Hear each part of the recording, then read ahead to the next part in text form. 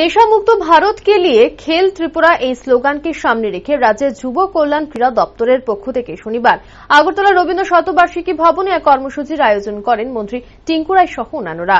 মন্ত্রী টিঙ্কু রায় অনুষ্ঠানে ভাষণ দিতে গিয়ে বলেন, আপনারা যারা খেলাধুলায় অংশগ্রহণ করেন সেখানে একজন খেলোয়াড়কে দায়িত্ব নিতে হবে 5 জনকে নেশামুক্ত করার, তাহলে এই অনুষ্ঠানের সফলতা আসবে। পাশাপাশি আমরা যারা এই অনুষ্ঠানে আছি এবং যারা পরিশ্রম করে রাজ্যের বিভিন্ন প্রান্ত থেকে এসেছে তাহলে তারাও সার্থক হবে। তিনি আরো বলেন, আগামী বছরে এরকম অনুষ্ঠানে যারা নেশায় আসক্ত হয়ে বাড়ি ঘর ছেড়েছে এবং নেশা মুক্তি কেন্দ্রে রয়েছে এরকম 50 জন যুবক এই কর্মসূচিতে অংশ নেবে। পাশাপাশি ওই যুবকরা তাদের অভিজ্ঞতা আমাদের সামনে শেয়ার করবে, এমনটাই মন্তব্য করলেন মন্ত্রী টিঙ্কু রায়। তিনি গোটা অনুষ্ঠানের সফলতা আশা করেন। প্রসঙ্গত, বিজেপি জোট সরকার নেশা মুক্ত ত্রিপুরা গড়ার লক্ষ্যে গণ আন্দোলন গড়ে তুলছে।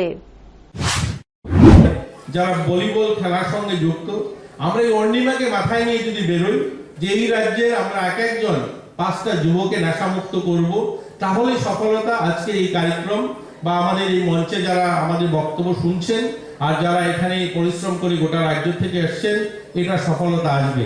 আমরা আশাবাদী আপনাদেরকে দিয়ে আগামী হয়তো 6 মাস 1 বছর পরে আবারও আপনাদের সঙ্গে আমরা মিলব। তখন আমরা বলতে পারবো এই আসনেই অনেকজন বসে থাকবে যারা নেশায় আক্রান্ত, যারা আজ বাড়ির বাইরে, যারা বাড়ির থেকে বের করে দেওয়া হয়েছে বা নেশা মুক্তি কেন্দ্রতে রয়েছে, তাদের মধ্যে তো 50 জন এখানে আমাদের সঙ্গে বসবে, তাদের অভিজ্ঞতা তারা শেয়ার করবে। তাহলে আমাদের এই সরকারি ইনিশিয়েটিভ, সরকার যে সিদ্ধান্ত নিয়েছে আর আপনারা সবাই যে এই পরিশ্রমটা করবে সেটা সার্থকতা আসবে। জয় হিন্দ। আমি সবাইকে আবারও ধন্যবাদ, অভিনন্দন জানিয়ে আমি আমার সংক্ষিপ্ত আলোচনা শেষ করলাম। নমস্কার।